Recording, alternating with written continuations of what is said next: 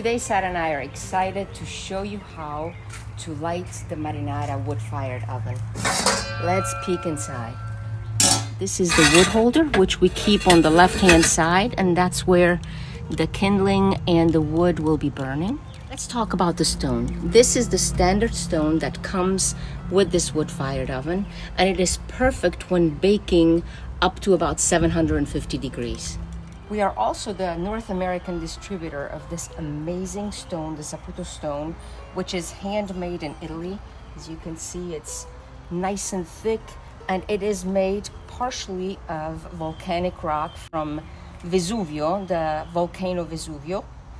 And this is the only stone that can withstand up to 850 and 900 degrees and actually not burn your pizza. But we will make a different story on this stone.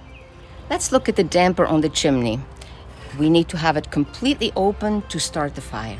Below the oven, there is a perfect place to stack the wood. You can see we have some kindling here, and the ideal size of the wood should be about 2 to 3 inches in diameter, and it needs to be hardwood.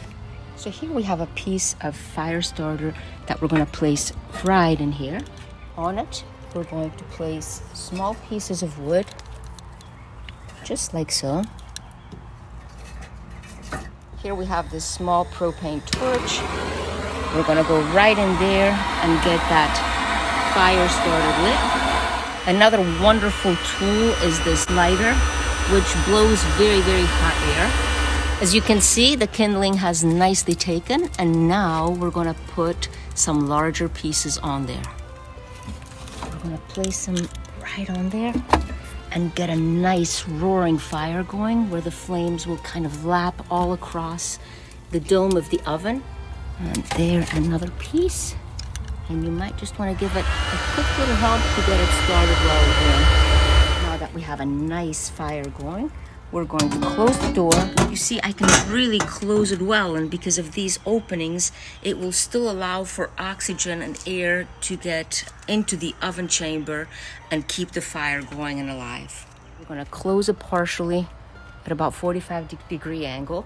The oven has been preheating, and now your best friend will be the infrared thermometer. We need to check the internal temperature of the oven, especially the oven floor, and we're about right. Let's look at the fire.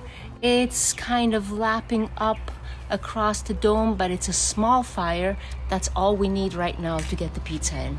Use the brass bristle brush to clean the oven floor so nothing gets on the bottom of your pizza. We place some flour on our work surface, and now we're going to stretch the dough. You can either do it by hand,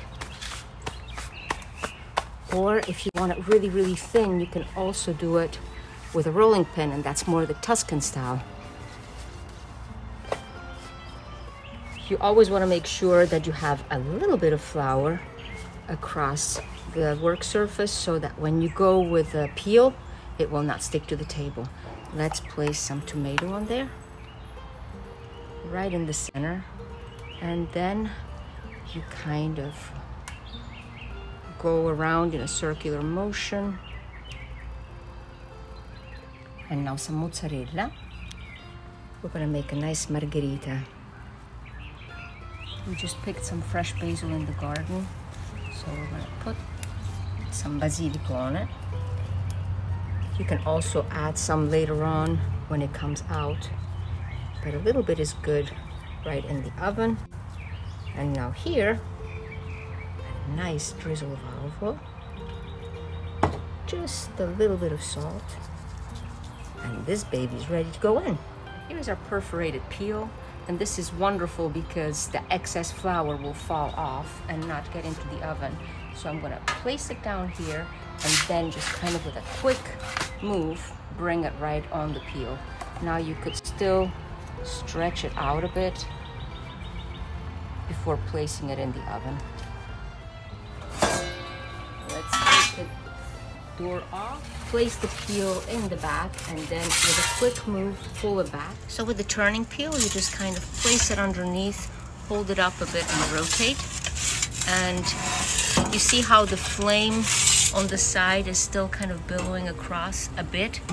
That is very important to have, so it will actually cook the top of the pizza and you don't have to pick it up and hold it up. Let's look at the bottom of our pizza. Perfect. You can take it out. And here is our delicious margherita. We're gonna put just a few more fresh basil leaves on there. And then we can cut it and absolutely enjoy it. Let's roll it around. And here we are. I think I'm gonna try the first slice, taste a bite, and then we'll keep going. And we'll put some mozzarella on. But then we will also top it off with some olives. Oh yes. Some thinly sliced onions, a red onion, and that would be so good.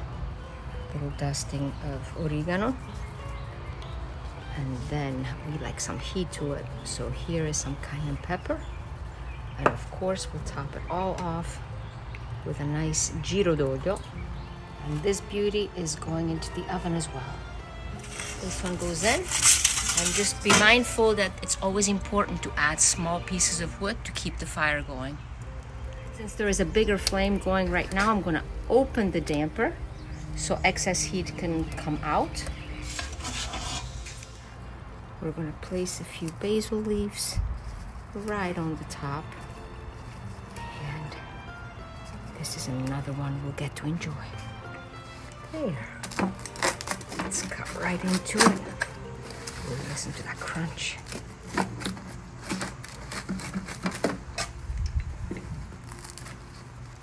And here is a beautiful slice to be enjoyed. Buon appetito!